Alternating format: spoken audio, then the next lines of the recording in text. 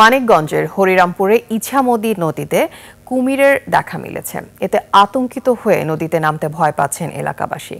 তবে কুমির দেখতে প্রতিদিনই ভিড় করছে উৎসুক জনতা। মানিকগঞ্জ প্রতিনিধি মোহাম্মদ আলামির মাহমুদের তথ্যচিত্রে ডেস্ক রিপোর্ট। সানবিট সব দিবে সামাল। সানবিট ম্যাজিক প্রেস ডিশওয়াশিং এর মাথা ঘোরানো সলিউশন।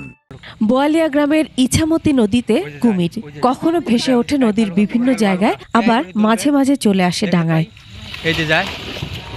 এলাকাবাসী জানায় জেলেদের মাছ, হাঁস মুরগি সহ বিভিন্ন খাবার খেয়ে ফেলছে কুমির। এ নিয়ে বোয়ালিয়া গ্রামে চরম আতঙ্ক বিরাজ করছে। নদী থেকে পানি নেয়া, গরু গোসল করানো, জামা কাপড় ধোয়া ও মাছ ধরা সহ কোনো কাজই ঠিকমতো করতে পারছেন না তারা। দেখলাম একদিন হাঁস নিল, আর কয়েকদিন দেখলাম একটা হলো 3 হাত পরিমাণের, আর একটা 6 থেকে 7 হাত, 3-4 হাতের মতন দেখলাম। যে জায়গাটা গেল অনেক খোলাফানো দেখার পর আমি কাপড় লইয়া বাড়ি গেছি। কুমিরের ডরে আমরা নদীতে নামতে পারি না, এই গরু ছাগল যাবাইতে পারি না, গোসল করতে পারি না।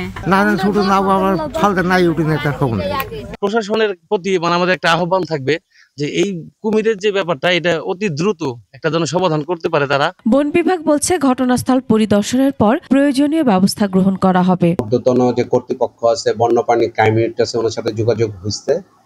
তো আমরা ওনাদের সাথে আলোচনা সাপেক্ষে পরবর্তী কি পদক্ষেপ নেওয়া যায় ওইটা আমরা নিব। আর এই হচ্ছে বন্যপ্রাণী আইনে কুমিরকে মারা যাবে না। এলাকাবাসীর ধারণা ছোট বড় একাধিক কুমির রয়েছে নদীতে। এদিকে জনমনে আতঙ্ক থাকলেও প্রতিদিনই নদী তীরে কুমির দেখতে ভিড় করছেন উৎসুক জনতা।